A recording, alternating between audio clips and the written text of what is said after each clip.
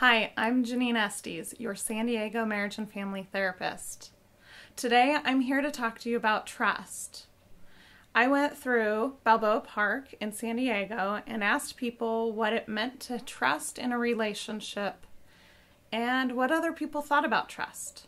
Let's find out what they have to say. For me, trust equals vulnerability, and being vulnerable is such a huge part of being in a relationship. It allows being able to feel comfort while you're exploring outside of your comfort zone.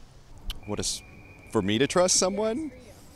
I think if someone is willing to be truthful and honest with you, and give you the freedom to just be yourself, and you can be yourself together.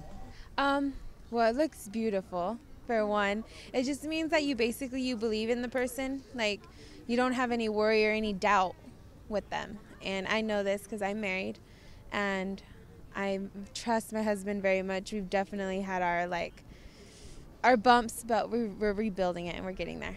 I think that trust is not just about somebody being honest with you and following through, but also about you being honest with them. And it's like a two-way sort of street. Trust to me is never having any doubt that the person that I love will be there for me. We all are here for connection and closeness. And in order to have that attachment and closeness with somebody, we need to know that there's safety, that people will draw to us when we need them. We can reach out for comfort when we need them, and we can be more vulnerable when we need them. So trust is a very important part of relationships, whether it's with a friend, an intimate partner, with a family member, or even with a coworker. We need to have that trust that says, you're going to understand me, you'll be there for me, you'll get close to me, and I can be able to share anything.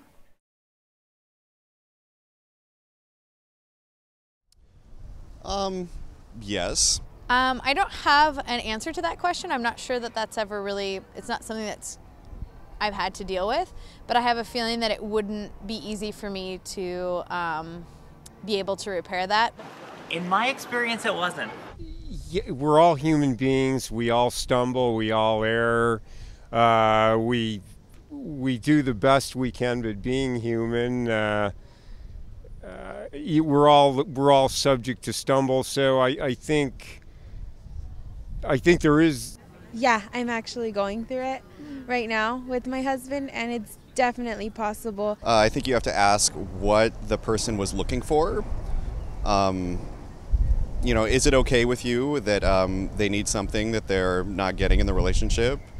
Oh, to rebuild that trust, it would definitely wouldn't be an overnight thing, that's for sure. I think it's something that takes a huge amount of effort and dedication into that, but it would definitely take some time. But some of the things I would need to see is that they are genuine about what they want to do, and it's not just a matter of saying I'm sorry, but something a little bit more deeper than that.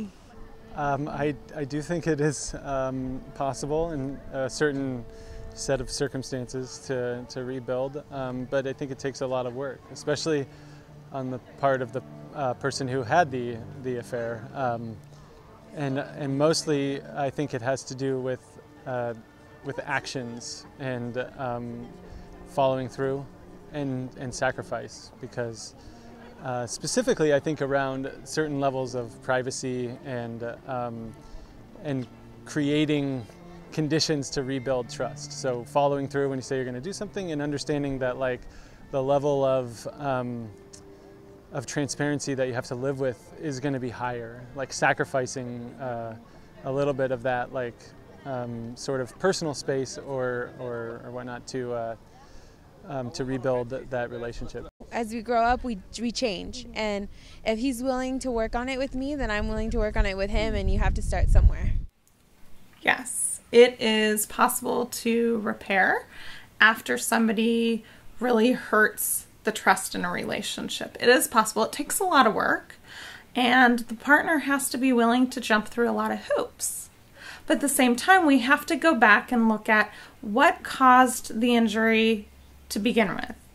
What wasn't going right in the relationship and how come there was this rupture? So not only do we need to repair the rupture, but we also need to figure out what happened to begin with. So if you're the partner who has actually had the affair, your job is to really see when your partner's upset. If they are afraid, they can't reference if something's safe or not. Your job is to come on in, comfort them, reassure them, and be with them in that moment. Your partner cannot just press fast forward. They're not choosing to be in this emotional place. It hits them from time to time. So you need to have some patience there and understand that even though this is very upsetting and you want to move forward, your partner can't just press fast forward.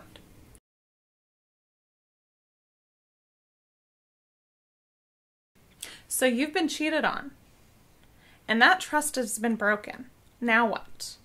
Well, it takes two people to work through this and repair an injury. The first question is this something you're willing to work on? Or is this a deal breaker? If you've decided that you need to work on it, it's going to require some work on your end as well as your partner's end. So on your side, what we're going to have to figure out is how to share with your partner when these emotions come smashing in. There are going to be these moments that a lot of fear hits, a lot of anger comes up, a lot of feelings of betrayal, and some flashbacks coming up for you from time to time, not out of choice, but they just happen along the way.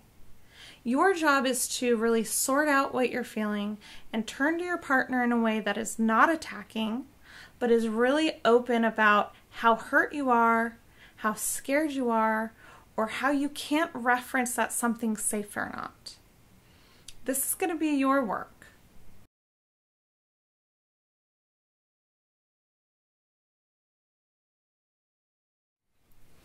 So if this video was helpful, please give it a thumbs up and comment below.